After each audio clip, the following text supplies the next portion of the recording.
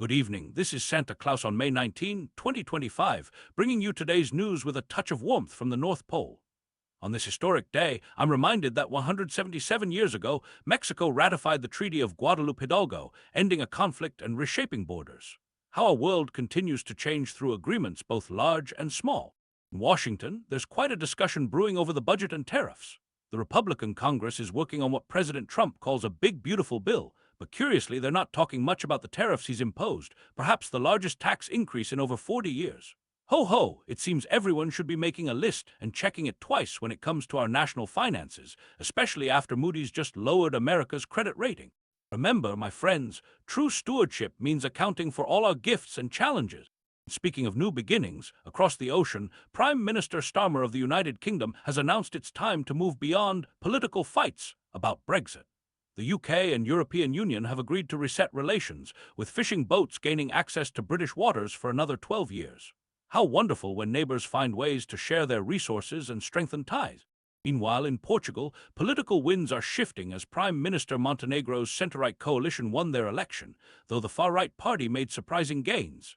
In nearby Romania, pro-EU centrist Nicusar Dan has won their presidential runoff after a tense vote count.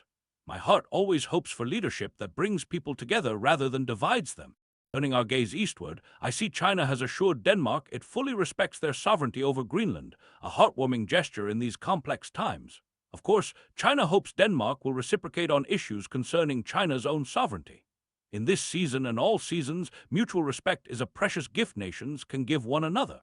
In France, Justice Minister Gerald Darmanin has announced plans for a new high-security prison deep in the Amazon jungle of French Guiana to house drug traffickers and radical Islamists.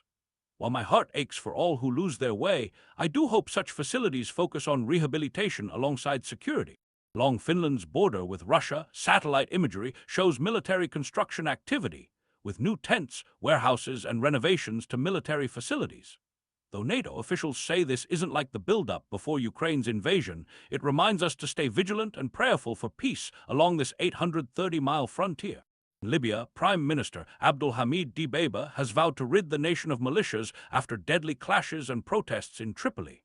8 souls have been lost and many wounded in the worst violence in years. Let us hold the Libyan people in our hearts as they seek stability and safety. China's economy showed signs of slowing in April amid rising trade tensions with the United States.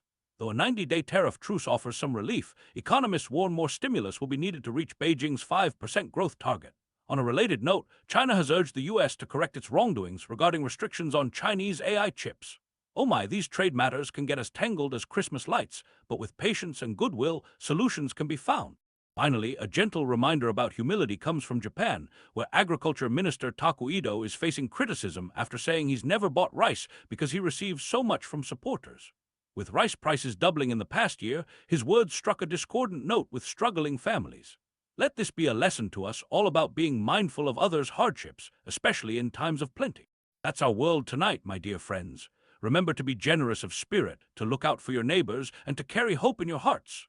From the North Pole, this is Santa Claus wishing you a blessed evening and a tomorrow filled with kindness.